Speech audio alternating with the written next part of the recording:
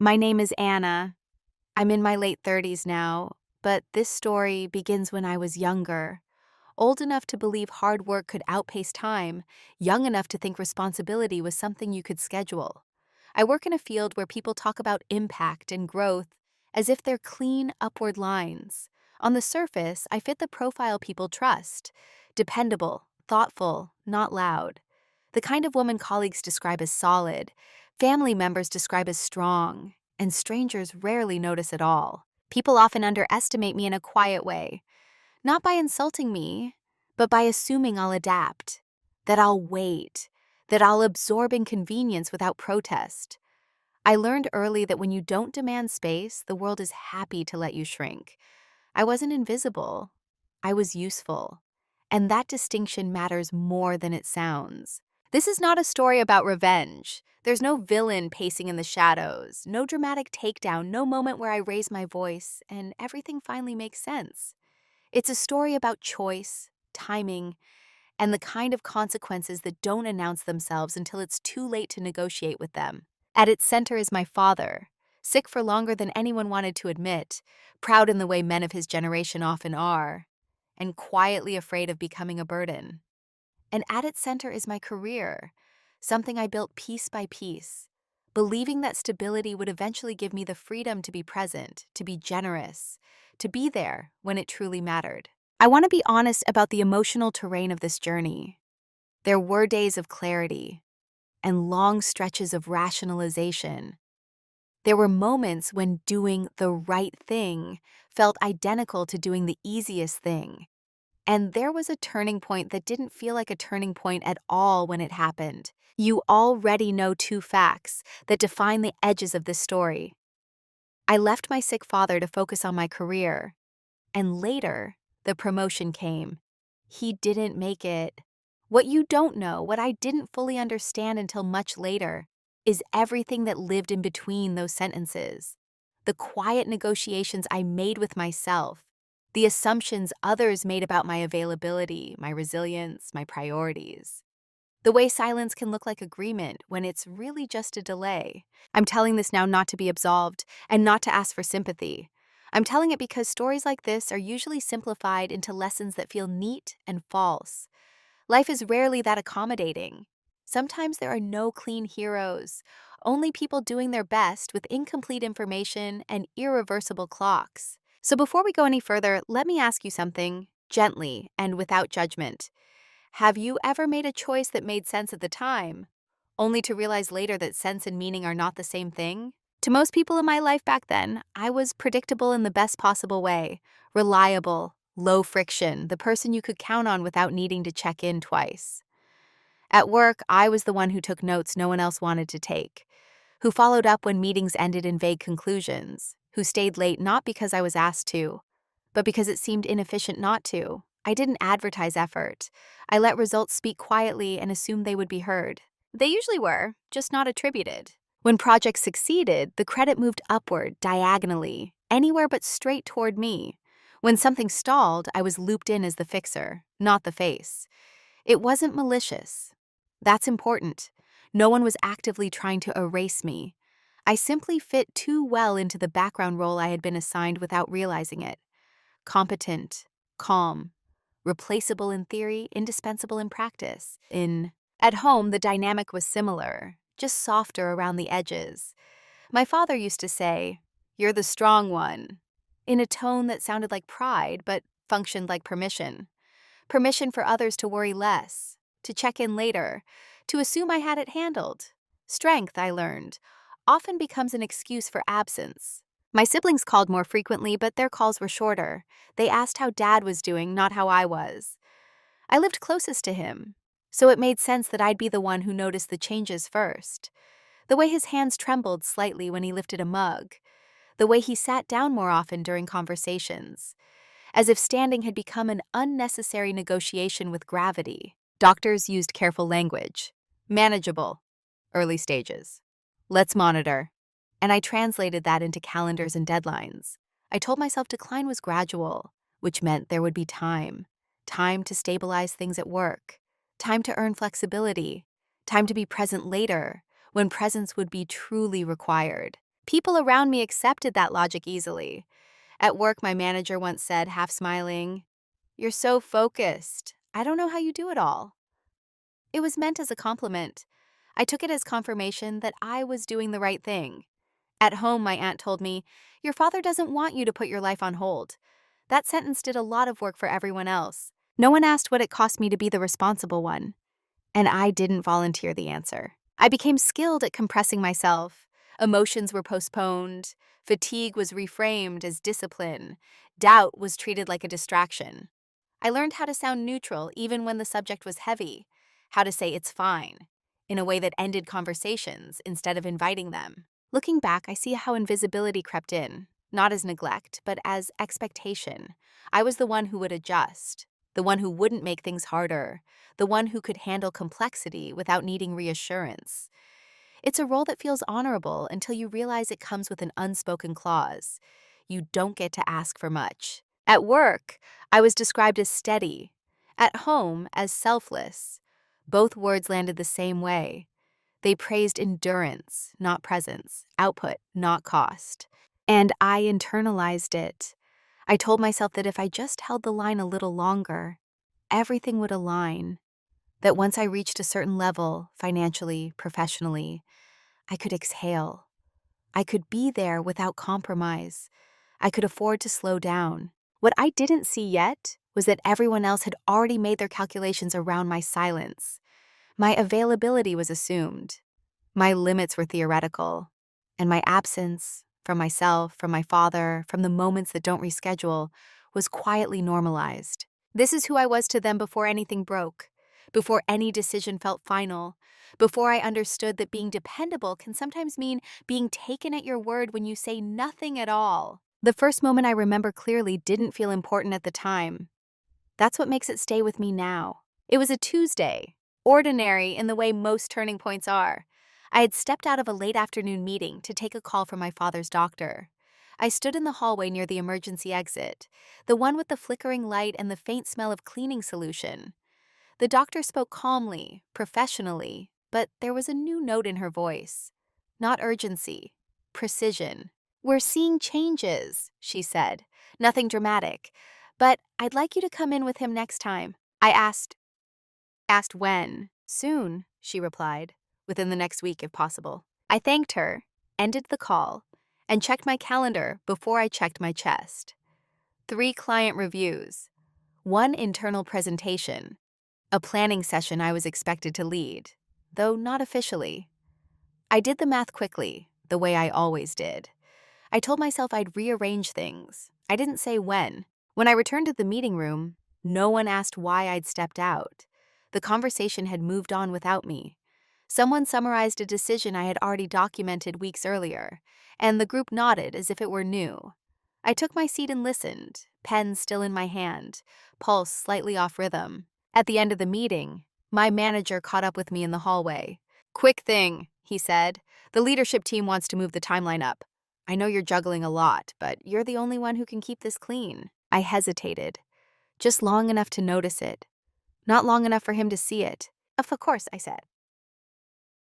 That was the cut. Small, clean, almost surgical. At home that evening, my father asked how work was going. I told him it was busy. He smiled, the way he always did when he heard that word, as if busyness were proof of worth. "Don't worry about me," he said. "I'm fine." He said it with the confidence of someone who wanted it to be true. I wanted it to be true too, so I didn't mention the doctor's call. I told myself I'd wait until I had something definitive to say. Information before emotion. That was my rule. The appointment was scheduled for the following week. I moved it once, then again. Each time, the explanation was reasonable. Each time, no one pushed back.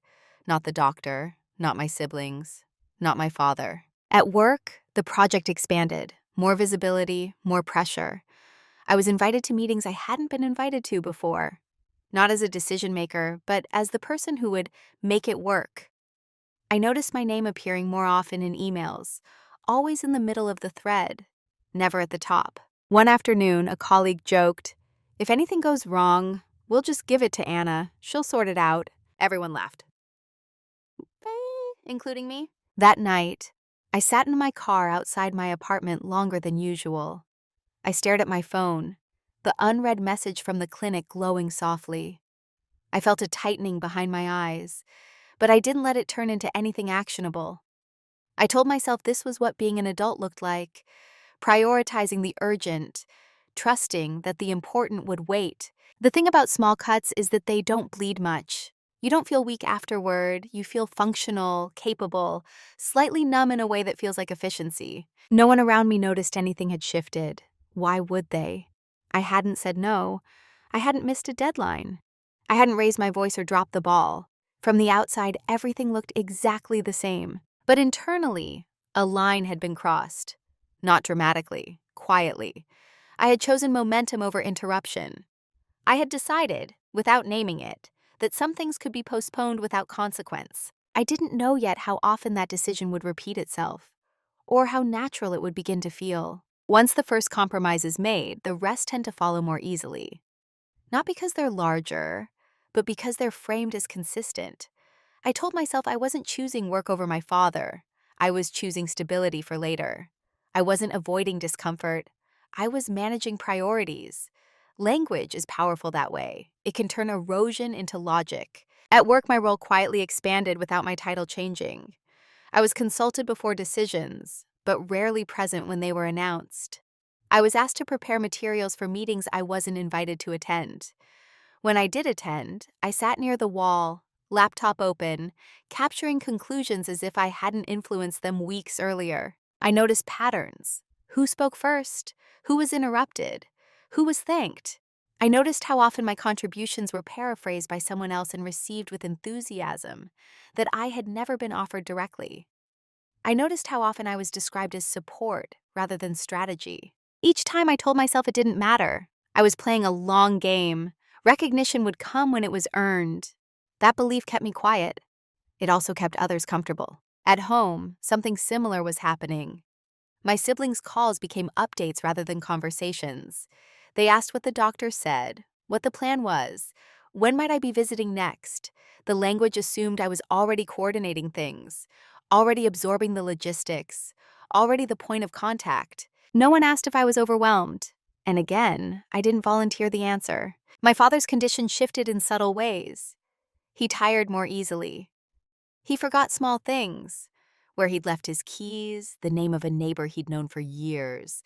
Nothing alarming enough to demand immediate action, enough to justify waiting one more week. I began to normalize absence. I told myself presence was not just physical, that providing financially, planning ahead, being on top of things counted too. I measured care in spreadsheets and timelines. It felt responsible. It also kept me at a distance I didn't fully examine. There were moments when the imbalance surfaced briefly, like a crack in glass. A colleague once said, "You don't really need credit, do you? You just like getting things done." It was said kindly. I nodded. I let it stand. My manager started scheduling over commitments I had already flagged. "You're flexible," he said, and I was. Or rather, I had taught him I would be. At home, my aunt mentioned that my father had asked about me more often. "He knows you're busy," she added quickly, as if to reassure both of us. I thanked her and changed the subject. Disrespect rarely arrives loudly. It arrives wrapped in assumptions you've already agreed to. It thrives on your consistency. Every time I stayed quiet, I reinforced the version of myself others relied on, the one who would adapt without complaint. I told myself this was maturity, that adults don't dramatize trade-offs, that love doesn't require constant proximity, that success would eventually give me the leverage to rebalance everything. What I didn't acknowledge was how tired I was becoming, not physically, but morally. Tired of translating my own needs into something smaller, tired of being praised for endurance instead of honesty, tired of feeling like my life was always slightly deferred. Still, I didn't stop, because stopping would have required me to admit that something was wrong. And admitting that would have forced a choice I wasn't ready to make. So I normalized it.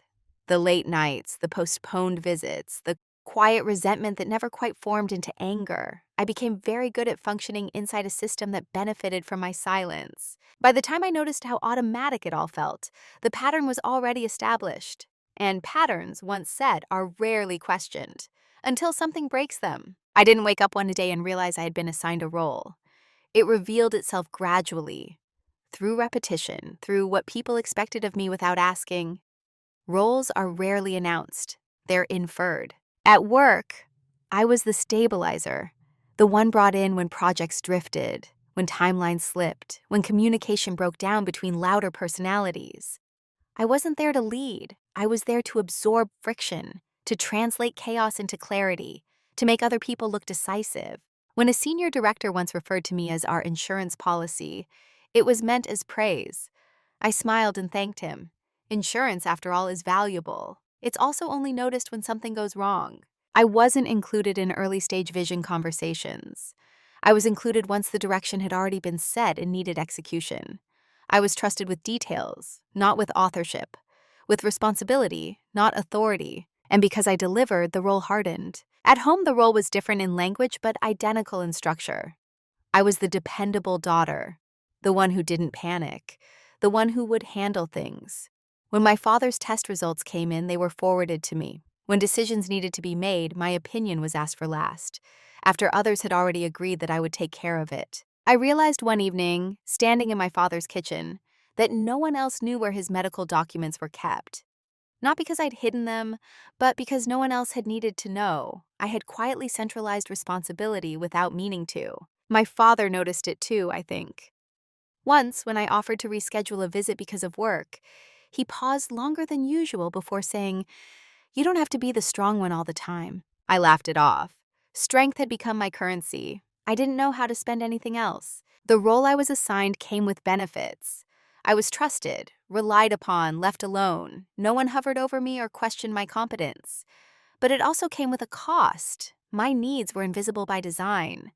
You don't ask the foundation how it's feeling. You just assume it will hold. At work, junior colleagues came to me for guidance, not my manager.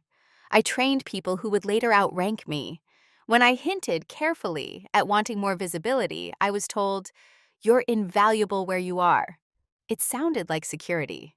It was actually containment. At home, my siblings planned visits around their schedules, assuming I would fill in the gaps. "You're so good with Dad," they'd say, as if skill negated fatigue, as if care were a trait, not an effort. I began to see how neatly everything fit together. The system worked because I didn't disrupt it. My silence wasn't just tolerated, it was required. The moment I asked for more, something else would have to give. Time, comfort, someone else's convenience. So I stayed in the role. Not because I was forced to, but because stepping out of it felt selfish. Because I had internalized the idea that wanting more recognition, more help, more presence, meant taking something away from someone else. What I didn't realize yet was that the role was already taking something from me, slowly, consistently, without ceremony. I was becoming very good at being essential and very bad at being seen. The day something shifted wasn't dramatic. There was no argument, no raised voices, no sudden diagnosis that forced a reckoning. It was a quiet day, almost forgettable, which is why it changed me. I was sitting in my car outside the hospital parking lot, engine off, hands resting on the steering wheel.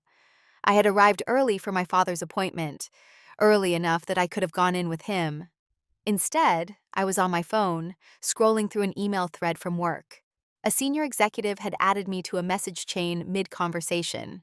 "Can you clean this up?" the email read. No greeting, no context, just an assumption. I looked at the hospital entrance through the windshield. Automatic doors opening and closing, people moving in and out with folders tucked under their arms, faces composed in that particular way people look when they're bracing for information. My father texted me from inside. "I'm here. Take your time." I felt something settle in my chest. Not sharp, not painful, heavy, like a realization that had finally finished forming. I could go in. I had the time. The meeting didn't start for another 40 minutes.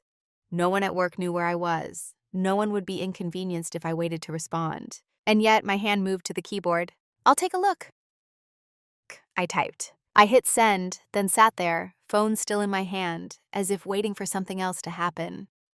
Nothing did. The world didn't react. No alarms, no guilt. Just a quiet confirmation that I had chosen again. That was the moment. Not because of what I did, but because of how automatic it felt. I hadn't weighed the options, I hadn't debated values, I had simply responded in character. I put the phone down and rested my forehead against the steering wheel. For the first time in a long while, I didn't try to rationalize the feeling that followed. I let it be what it was, a recognition that I was living inside a role so well practiced it no longer required thought. I went into the appointment late. My father didn't comment, the doctor did. Her eyes lingered on me just long enough to register absence. Afterward, my father asked if everything was okay. I told him yes. He nodded, accepting the answer without pressing. We were both very good at that. On the drive home, I didn't turn on the radio. I let the silence stretch. I thought about all the times I had said later, as if it were a location I could eventually reach. I thought about how often I had postponed presence in the name of preparedness. I realized then that nothing external was going to force me to change. No one was going to tell me I'd gone too far. The system worked for everyone else. If something was going to shift, it would have to be internal, quiet, unannounced. That day, I didn't confront anyone. I didn't make promises to myself or draft exit plans. I didn't even change my behavior immediately. What changed was my awareness. I began to notice every time I defaulted. Every time I said yes without checking in with myself. Every time my silence made someone else's life easier at the expense of my own. It wasn't anger that drove the shift. It was clarity. And once clarity arrives, it doesn't leave just because you ignore it. I went to bed that night knowing one thing for certain. I couldn't keep living on autopilot and expect the outcome to be different. Something would have to give. I just didn't know yet what I was willing to let go of. After that day, nothing changed on the surface. I still showed up to meetings, I still answered emails quickly. I still visited my father when I could and told myself it was enough. From the outside, my life remained impressively stable. Internally, though, silence stopped being passive. Before, I hadn't spoken up because it didn't occur to me to do so. Now, I noticed every moment I chose not to. That awareness changed the quality of my quiet. It became deliberate. At work, I began to observe more than I contributed. Not in a disengaged way, but in a precise one. I stopped filling gaps immediately. When someone asked a vague question, I waited. When a meeting drifted without direction, I let it drift a little longer before stepping in. It was subtle, but the effect was immediate. People grew uncomfortable with the space I used to erase. No one commented. They simply adjusted, slightly at first, then more noticeably. I also stopped volunteering information that no one had asked for. I answered what was put to me, nothing more. I documented everything. Decisions, approvals, timelines, not to protect myself in any dramatic sense, but because I was beginning to see how often responsibility and credit were decoupled. Silence, I learned, can be strategic without being manipulative. It's not about withholding. It's about not compensating for other people's omissions. At home, I did something similar. I stopped preemptively managing everyone else's expectations. When my siblings asked how Dad was doing, I told them the facts and let the pauses sit. I didn't soften the edges or rush to reassure. If they wanted details, they had to ask. My father noticed. One evening, he asked me why I seemed farther away. I told him the truth, carefully, that I was trying to be more honest with myself about what I could and couldn't carry. He listened without interrupting. When I finished, he said, "That's probably overdue." I didn't interpret silence as weakness anymore. I saw how often people mistook my quiet for compliance, my calm for consent. I let them keep making that mistake. At work, assumptions continued. My manager scheduled me into overlapping commitments. A senior colleague forwarded a problem with the note, "You'll know what to do."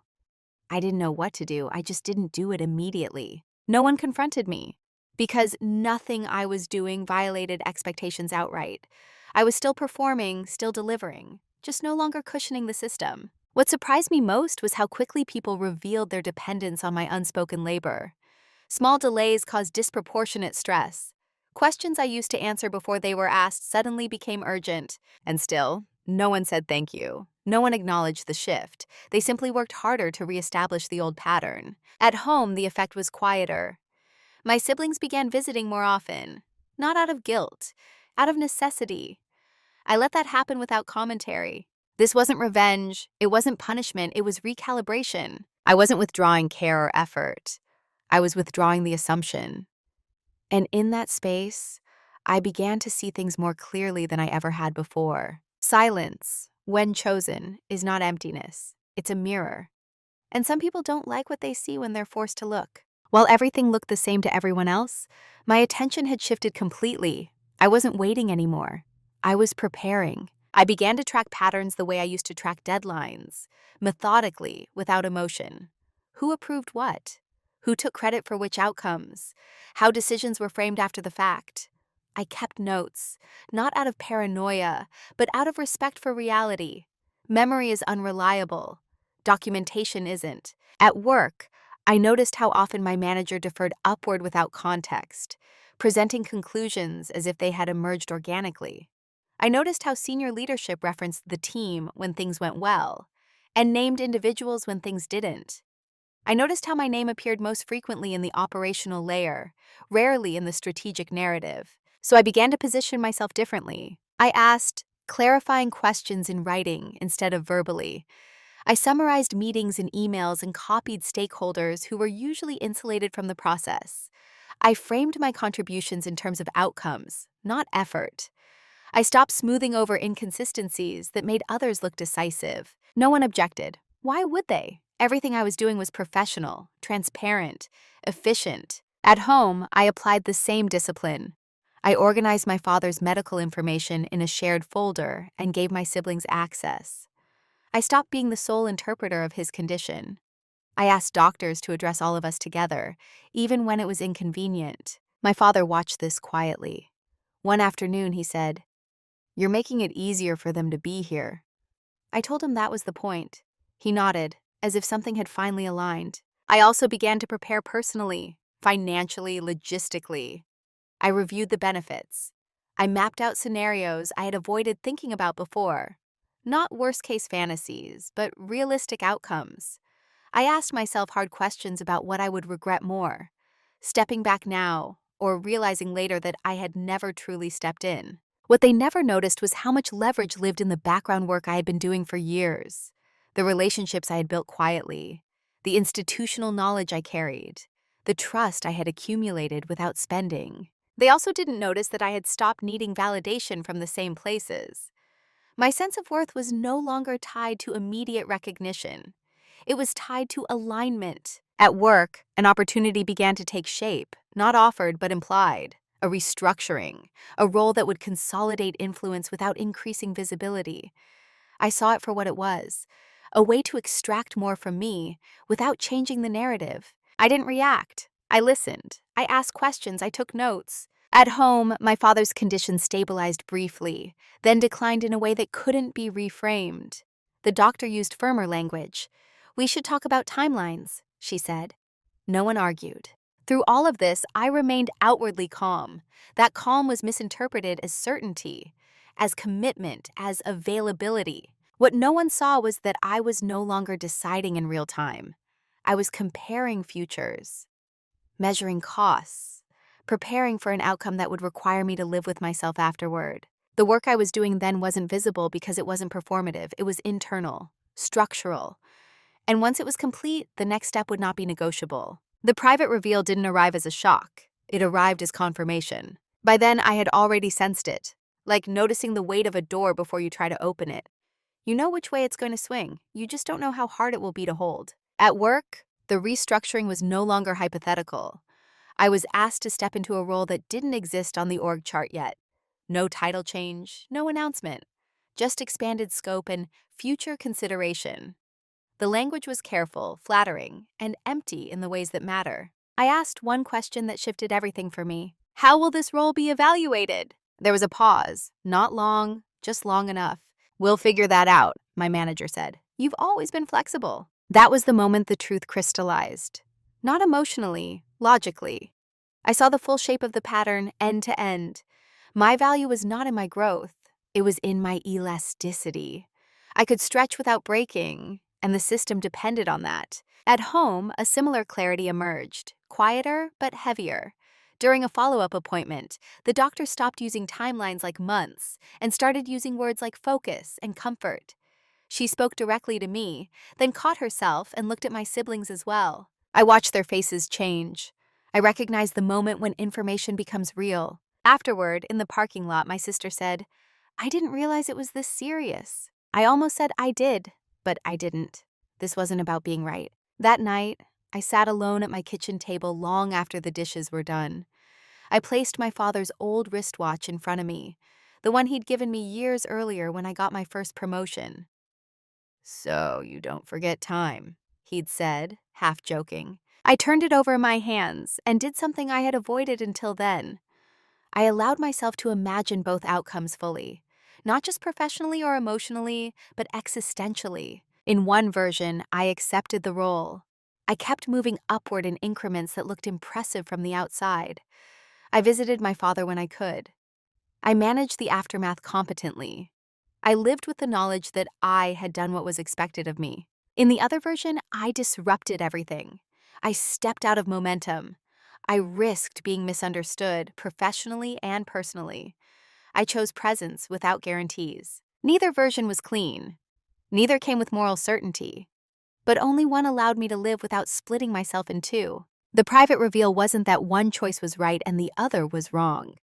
It was that both had costs, and pretending otherwise. This was no longer an option. I didn't celebrate this clarity. I didn't feel relieved. I felt sober. Because once you see the true shape of a decision, you lose the luxury of denial. And I knew, quietly, unmistakably, that whatever I chose next would define me more than any title ever could. The decision point didn't arrive with force. It arrived with silence, long enough that I could no longer pretend I hadn't seen what was coming. There was a single week when nothing demanded me urgently.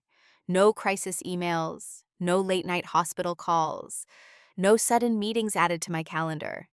Not because everything was fine, but because everything was waiting for me to decide. I realized then that I had been unconsciously delaying this moment for years, not avoiding it, postponing it, the way you postpone a difficult conversation by telling yourself tomorrow will be clearer. It wasn't. So I did what I had always done best. I analyzed, not to soothe myself this time, but to be honest. I wrote down the options, stripped of comforting language. Option 1.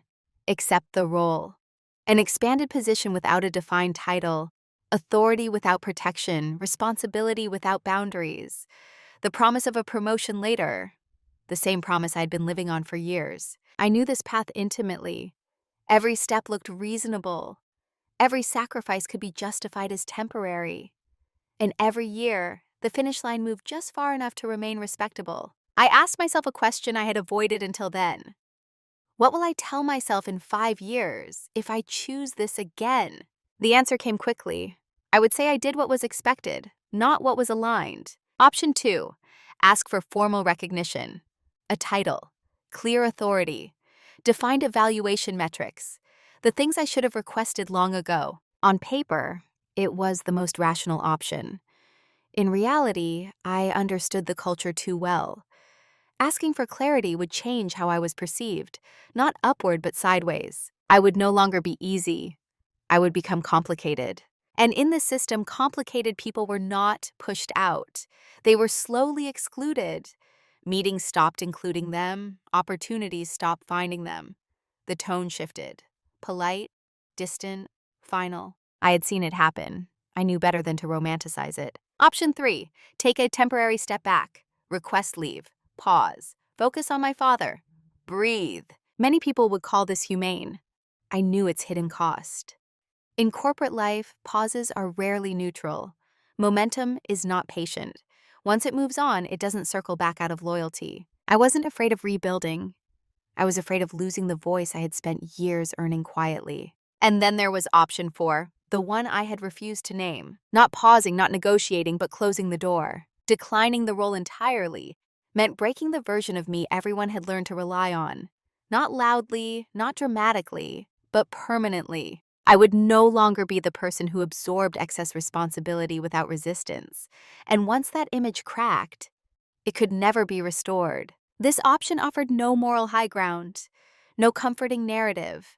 I wouldn't be able to say later that circumstances forced my hand. I would have to live with the fact that I chose differently. At home, my father was quieter than before. Not suddenly worse, just thinner somehow, as if his energy had begun rationing itself.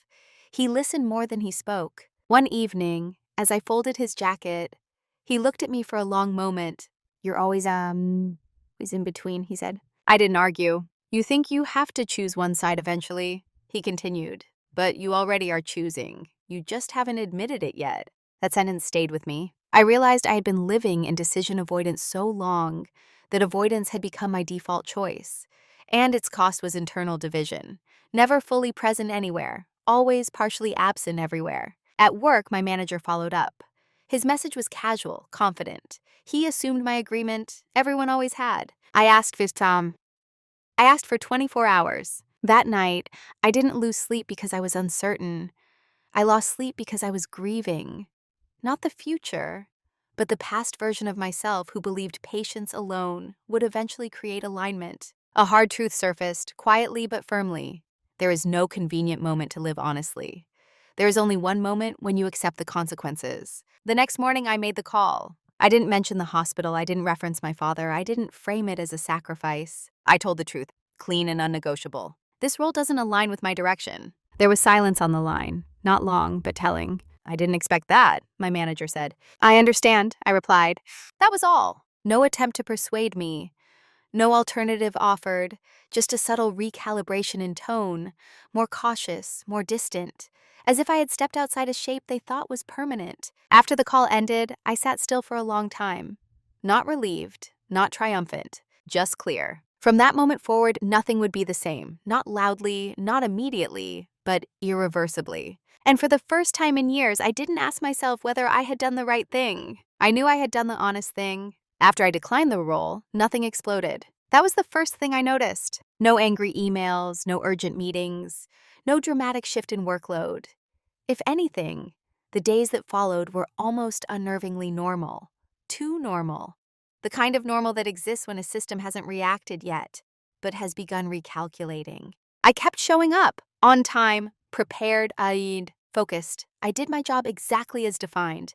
No more, no less. What changed was invisible. I stopped positioning myself as the safety net. When problems arose outside my scope, I redirected them calmly. That decision sits with leadership. When timelines slipped, I documented causes instead of absorbing blame. When meetings lacked clarity, I asked for it, once, and let the silence do the rest. No confrontation, no announcements, just boundaries enforced through consistency. People didn't resist. They adjusted. At first, they assumed this was temporary. A mood, a phase. Perhaps they thought I was tired, or distracted, or quietly negotiating for something behind the scenes. I let them believe that.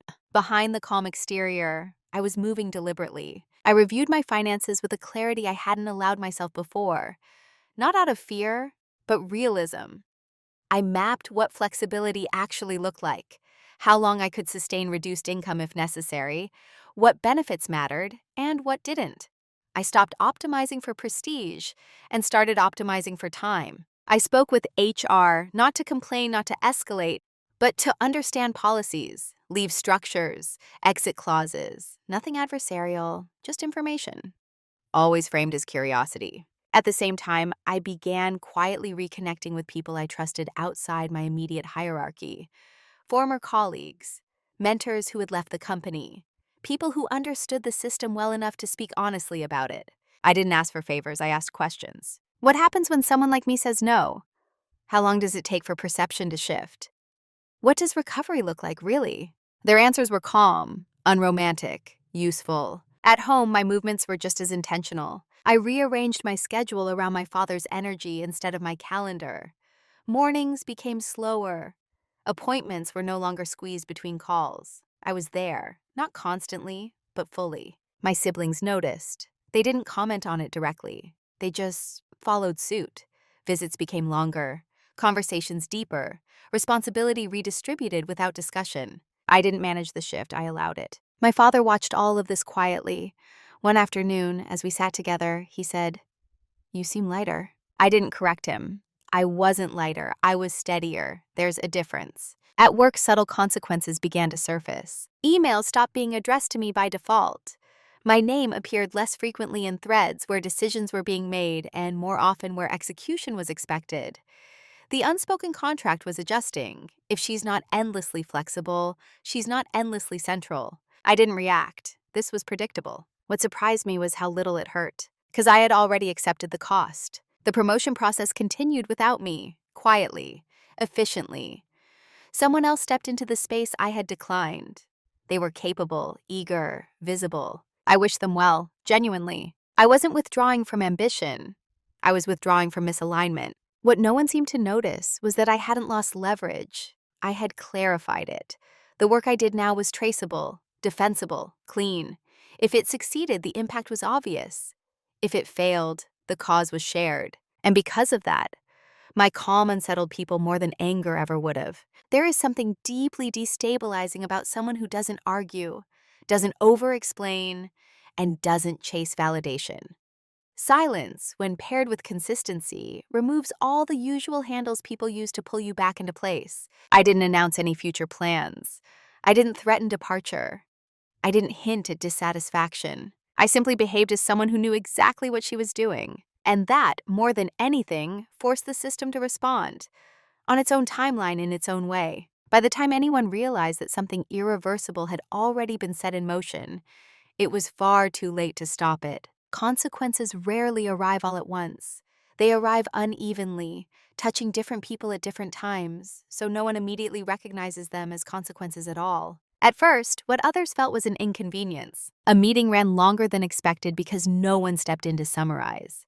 A decision was stalled because the person who usually translated vague direction into action didn't volunteer. An email thread grew messy, circular, unresolved. My name was no longer the quiet solution at the bottom of the problem. People adapted the way organizations always do, by redistributing discomfort. Small frustrations began to surface in tones that were still polite, but tighter. I heard it in the pauses before people spoke to me, in the extra context added to questions that used to be thrown at me casually, in the subtle recalibration of expectations. Someone once said, half joking, "We really used to lean on you." I smiled. I didn't correct them. What they were experiencing wasn't loss yet. It was withdrawal symptoms. At work, leadership began noticing delays without immediately understanding their source. Metrics slipped slightly, not catastrophically, but enough to provoke discussion. Processes that had once felt smooth now required effort. In meetings, people started asking, "Who owns this?" That question hadn't been necessary before. I watched carefully, not with satisfaction, but with curiosity. I had spent years absorbing friction so others could move quickly. Now friction had returned to its rightful place, the center of decision-making. No one blamed me outright. That would have required acknowledging how much invisible labor I had been doing. Instead, my name was simply absent when people talked about key drivers. At first, that absence felt strange. Then it felt accurate. The promotion went to someone else, publicly, cleanly. Congratulatory emails circulated. Applause emojis appeared. I added mine without hesitation. What people didn't see was how quickly the new structure revealed its weak points. Not because the person promoted was incompetent. They weren't. But because the system had been optimized around my elasticity. Now rigidity showed. Questions escalated higher. Decisions took longer. The buffer was gone. Still, no one said anything directly. Organizations don't grieve quietly lost contributors. They reframe. At home, the consequences were heavier, but clearer. My father's condition declined in increments that no one could argue with anymore. There were more appointments, longer conversations with doctors, fewer illusions about timelines. Because I was present, truly present, I noticed details that might have been missed otherwise. The way he conserved energy, the way his eyes lingered on ordinary moments, as if memorizing them. My siblings noticed too, and for the first time they didn't default to me. They showed up, not dramatically, just consistently. Care was shared instead of centralized. Decisions were made together instead of being filtered through me. No one thanked me for stepping back. They didn't need to. The cost was obvious in their faces now. At work, subtle questions began to surface. "Are you happy here? What's next for you? You seem different." I answered honestly but briefly. I didn't reassure. I didn't deflect. "I'm clear," I said. Clarity makes people uneasy when they haven't reached it themselves. My manager scheduled a one-on-one after several weeks of distance. The conversation was careful, exploratory. "We're noticing some strain," he said. "Things aren't moving the way they used to." I nodded. He didn't accuse me. He couldn't. Everything I had done was within bounds, measured, professional. "We may need to rethink how responsibilities are distributed," he added. I agreed. What he didn't say, but felt, was that the system was experiencing loss without a clear object to blame. And that is the most destabilizing kind. At home, my father's decline accelerated in ways that made every hour feel finite. There was no panic, just gravity. One afternoon, he said, "I'm glad you're not rushing anymore." I didn't respond right away. There was nothing to add. That was when I understood the true nature of consequence. At work, the cost was inefficiency, confusion, and delayed recognition of structural dependence. At home, the cost had always been time. One could be corrected, the other could not. And while people at work were only just beginning to feel the absence of what I had quietly provided, I was already living inside the presence I had chosen, fully aware of what it had cost me to arrive there. The consequences had begun, not loudly, not vindictively, but undeniably. And they would continue, whether anyone named them or not. By the time panic appeared, it didn't look like panic. It looked like urgency dressed up as collaboration. At work, meetings multiplied. Check-ins that had once been optional became mandatory. Language shifted subtly, from confidence to concern, from assumption to verification. People began asking questions they should have asked months earlier. What was the original reasoning here? Who approved this change? Do we have a record of that decision? I had the records I always had. But now, instead of filling the gaps automatically, I placed the information where it belonged and let others carry the weight of interpretation. I didn't withhold. I didn't rescue. I responded when asked and stopped there. That distinction mattered more than anyone expected. Leadership tried to streamline processes that had worked only because I had been quietly smoothing them. Consultants were mentioned. Task forces formed. None of it recreated what had been lost, because what had been lost was not a system. It was a person's unpaid attentiveness. My manager checked in more often. His tone softened. "We didn't realize how much you were holding," he said once. I believed him.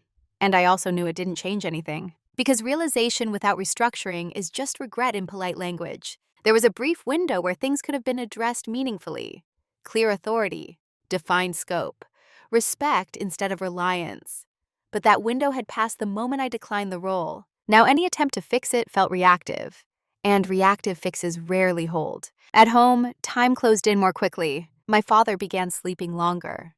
Conversations shortened. Some days he didn't have the energy to speak at all. I learned how to sit with him without filling the silence, without pretending there would be another chance later. There wouldn't be. One evening, a doctor spoke quietly but firmly.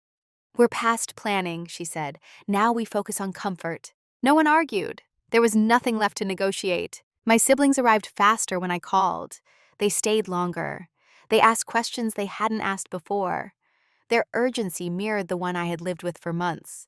Only now it was shared. At work, urgency was misplaced. Deadlines were pushed. Explanations multiplied. People searched for efficiency where alignment had been the real issue.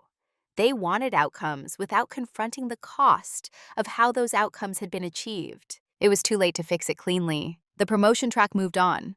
My name was no longer part of it. Not out of spite, but because systems rarely backtrack once they've reclassified you. I wasn't angry. I wasn't surprised. I had chosen, knowing this would happen. What unsettled others was not my departure from ambition, but my calm acceptance of consequence.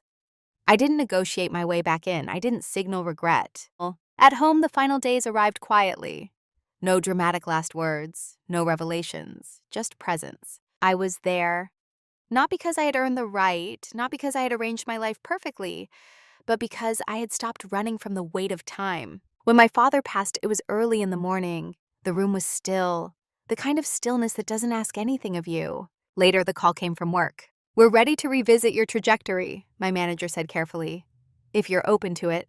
I thanked him and declined, because by then, fixing it, professionally, meant returning to a version of myself I had already outgrown. Some things can be corrected if addressed early.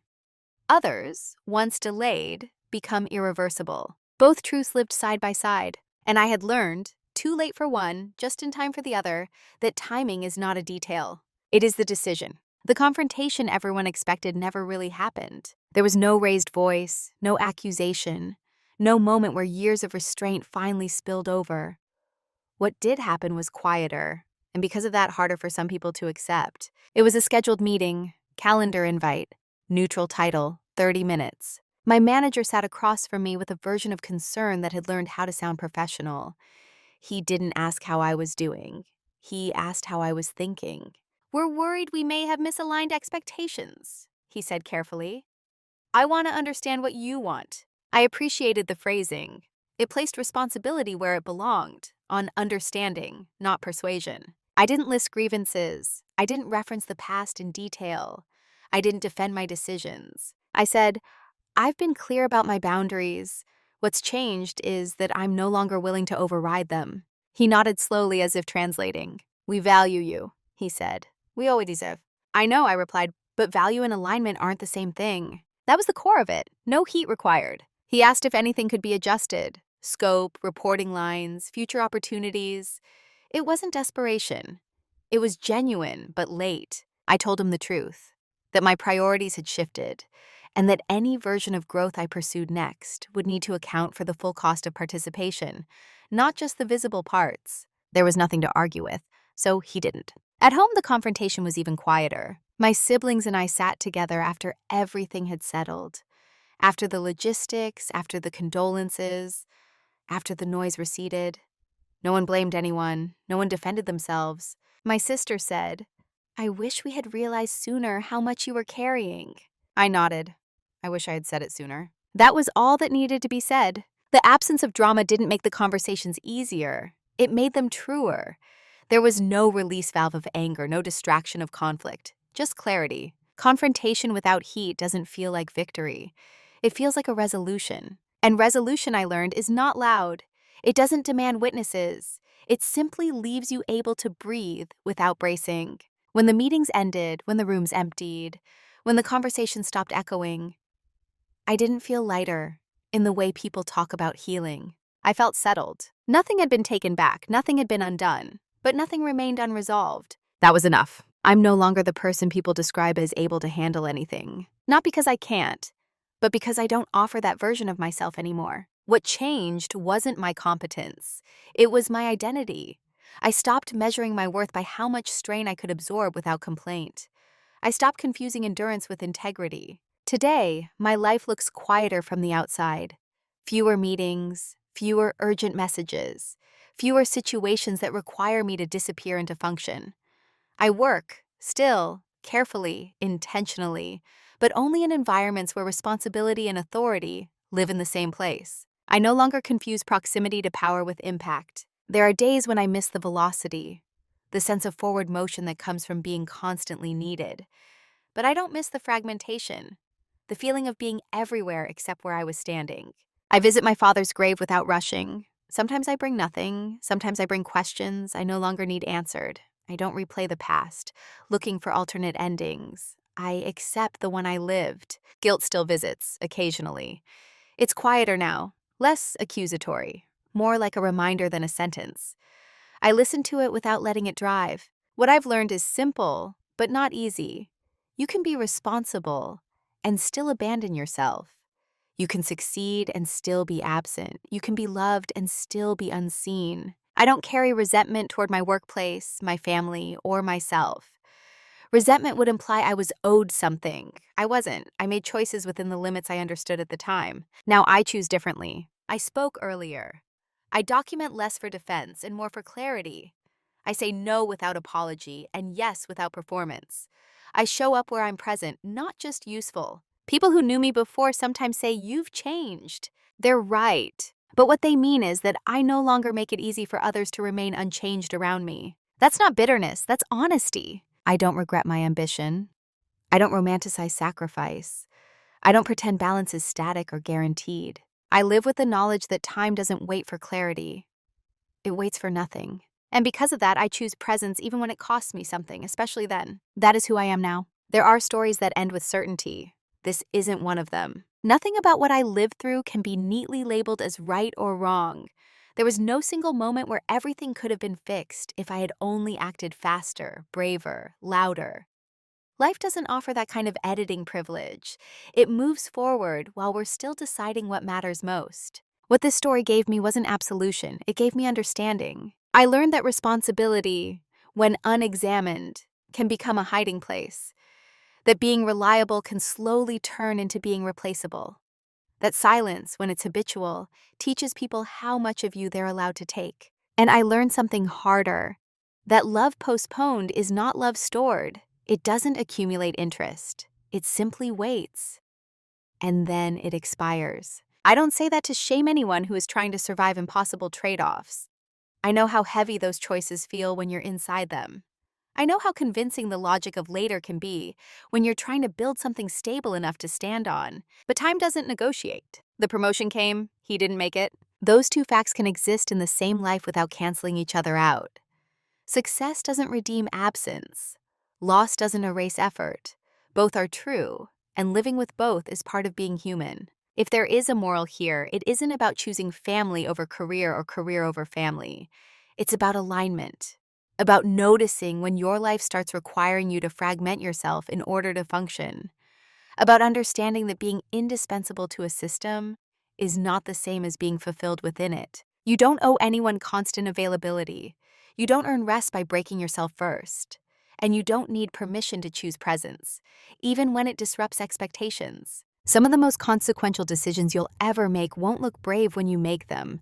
They'll look quiet, inconvenient, slightly disappointing to people who benefited from your silence. That doesn't make them wrong. I'm telling this story now not to offer a lesson, but an invitation to reflect, not to judge. So I'll leave you with this question, and I genuinely want to hear your answer in the comments. Have you ever realized, too late or just in time, that the life you were building required you to be absent from the one you were living? If you have, you're not alone. And if you haven't yet, I hope this story helps you notice before silence makes the choice for you.